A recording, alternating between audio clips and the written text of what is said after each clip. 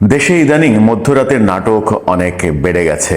কদিন আগে, দুদিন আগেই স্বরাষ্ট্র উপদেষ্টা মধ্যরাতে প্রায় ফজরের সময় নাটক করলেন, সংবাদ সম্মেলনের নাটক। এবার তার দেখা দেখি ছাত্র উপদেষ্টা আসিফ মাহমুদ সজীব ভুঁইয়া তিনিও এবার প্রায় তাহাজ্জুদের সময় এই নাটক করলেন। গত রাতে তিনি তেজগাঁতে বিজয় সরণিতে সাংবাদিকদের ডেকে নিয়ে কি বললেন, কি নতুন তথ্য দিলেন সেটা খুব একটা বোধগম্য হলো না। এরকম নাটকের মাঝেই অন্যদিকে ভারত থেকে শেখ হাসিনা ফিরছেন বাংলাদেশে, এই খবরটা ছড়িয়ে পড়ছে। কি হচ্ছে আদতে সব মিলিয়ে, বিশেষ করে সেনাপ্রধানের বক্তব্যের পরে কি ঘটতে যাচ্ছে সেই আলোচনাই করব এই ভিডিওতে। থাকবে নিয়মিত আয়োজনে।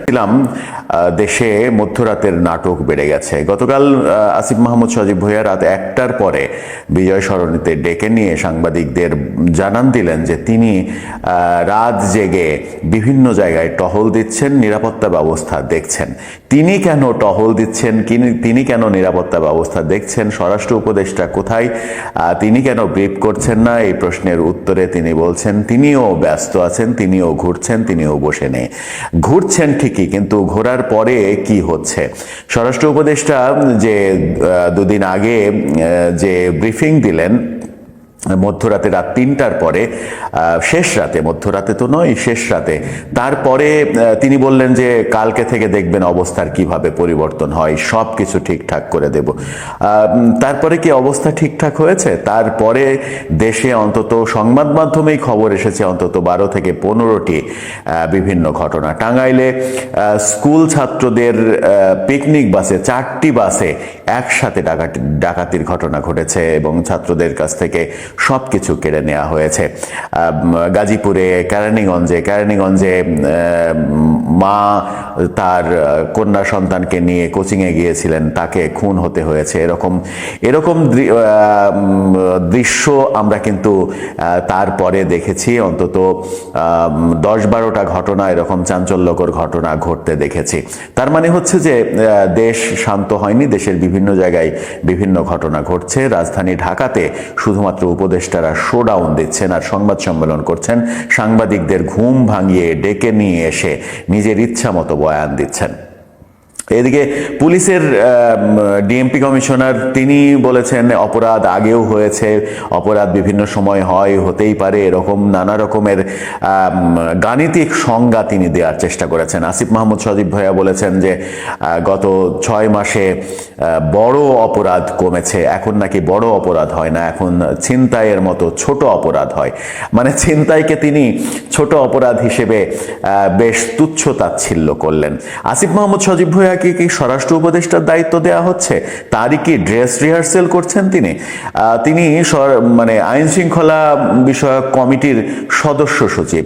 আসিফ মাহমুদ সজীব ভুঁইয়ার মতো একজন সদ্য ছাত্রত্ব শেষ করা একজন তরুণ যুবকের আইন শৃঙ্খলা বিষয়ক কি এমন জ্ঞান থাকতে পারে যে যাকে রাষ্ট্রের আইন শৃঙ্খলা বিষয়ক কমিটির সদস্য সচিব করা হবে? সেটা একটা বড় প্রশ্ন। আর কি কোনো যোগ্য লোক ছিলেন না সরকারে, নাকি এই ব্যাপারটা বোঝার মতো আর কেউ নেই? সেই প্রশ্ন উঠছে। সেই প্রশ্ন যখন উঠছে তখন সেনাবাহিনীর সেই ভাষণটা বারবার প্রতিধ্বনিত হচ্ছে। বিশেষ করে গত রাতে আসিফ মাহমুদ সজীব ভুঁইয়া যেটা করলেন সেটা সেনাবাহিনী প্রধানের বক্তব্যের পরের অ্যাকশন, মানে রিয়াকশন, এমনটাও অনেকে মনে করছেন সেনাপ্রধান একটা ধাক্কা দিলেন, তারপরে সরকার একটু নড়ে চড়ে বসে একটু শোডাউন দিতে হয় তাই শোডাউন দিলেন, কিন্তু কাজের কাজ আদৌ কিছু হচ্ছে না।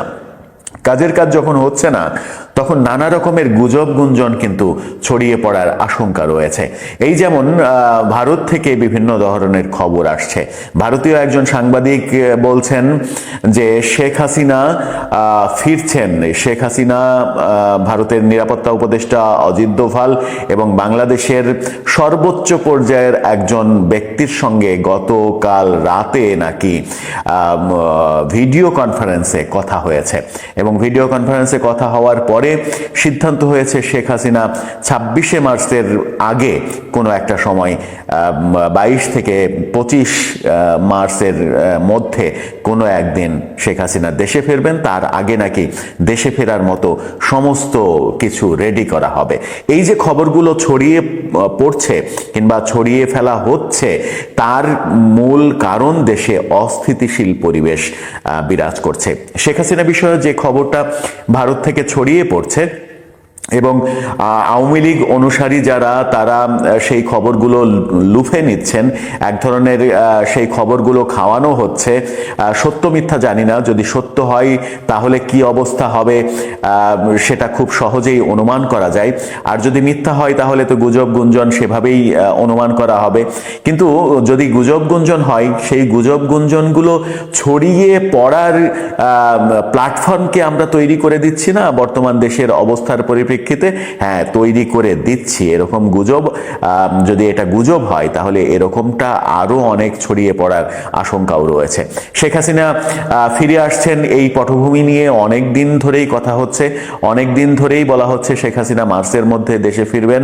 আবারও এই সেনাবাহিনী প্রধানের এই কথার পরে গত রাত থেকে আজকে পর্যন্ত যে ব্যাপারটা সব থেকে বেশি আলোচিত হচ্ছে সেটা হচ্ছে শেখ হাসিনা ফিরছেন, এবং সেটা 26শে মার্চের আগেই ফিরছেন। সেনাপ্রধানের বক্তব্যকে নিয়ে এখন পর্যন্ত বিএনপির কোনো বক্তব্য পাওয়া যায়নি, জামাতের কোনো বক্তব্য পাওয়া যায়নি, রাজনৈতিক দলগুলোর খুব একটা বক্তব্য পাওয়া যায়নি। কিন্তু সাধারণ মানুষ যারা সরকারের সমর্থক, তারা সেনাবাহিনীকে শত্রু ভাবা শুরু করেছেন ইতিমধ্যেই। আমি ব্যক্তিগতভাবে বিভিন্ন জনের ফেসবুক পোস্ট দেখেছি যারা সেনাবাহিনী প্রধানকে অপসারণের দাবি জানিয়েছেন, যারা সরকার সমর্থক। আবার যারা আওয়ামী লীগ সমর্থক, তারাও সেনাবাহিনীর প্রধানকে খুব একটা যে পজিটিভ ভাবছেন সেটাও বলা যাবে না। তারা অজুহাত সামনে নিয়ে আসছেন যে সেনাপ্রধান এতদিন কোথায় ছিলেন, এত পরে কেন এরকম বোল্ডলি কথা বলতে হলো তাকে। এর আগে যখন 32 নম্বরের বাড়ি বুলডোজার দিয়ে গুড়িয়ে দেওয়া হলো, সেখানে সেনা সদস্যরা গেলেন, সেনা সদস্যদের ভুয়া ভুয়া ধ্বনি দেওয়া হলো, ভুয়া ভুয়া ধুয়োতে তাদেরকে সেখান থেকে সরে যেতে বাধ্য করা হলো, তখন সেনাপ্রধান কেন চুপ ছিলেন? আজকে সেনাপ্রধান এই কথা বলছেন, তার আগেই তো তার এরকম অবস্থান নেয়ার কথা ছিল। সব মিলিয়ে অবস্থা যে খুব একটা স্বাভাবিক। গতরাতে আমরা শুনেছি যে সরকারের বিশেষ বৈঠক হয়েছে। আসিফ মাহমুদ সজীব ভুইয়ার এই সংবাদ সম্মেলনে একটা বার্তা দেয় যে সেই বৈঠকের পরে তিনি হয়তো রাস্তায় বেরিয়েছেন, বেরিয়ে দুই একটা জায়গায় ঘুরে তার মনে হয়েছে যে আমি যে ঘুরছি এটা তো সাংবাদিকদের জানাতে হবে, তিনি মধ্যরাতেই জানাতে হবে। ব্যাপারটা মধ্যরাতে জানালে একটু টান টান উত্তেজনার ব্যাপার কাজ করে, সিনেমাটিক একটা ব্যাপার কাজ করে। সেই তারুণ্যের উত্তেজনা নিয়ে তিনি সেটাই করেছেন, সেটাই হয়তো আরও চলতে থাকবে। এই মধ্যরাতের নাটক হয়তো আরও চলতে থাকবে। কিন্তু সেই নাটক থেকে আমরা যে কোনো ভালো কিংবা পজিটিভ নতুন কোনো তথ্য পাবো সেরকম তথ্য কিন্তু পাচ্ছি না। সেই একই বক্তব্য, একই কথা বারবার বলা হচ্ছে। এর বাইরে নতুন কোনো বক্তব্য কিংবা নতুন পরিস্থিতির যে উন্নতি হওয়া সেই ব্যাপারগুলো কিন্তু আমরা দেখছি না। দর্শক, আপনার কি মনে হয় সব মিলিয়ে শেখ হাসিনার ফিরে আসার ব্যাপারটা যে আবার ছড়িয়ে পড়েছে এবং সেটা 26শে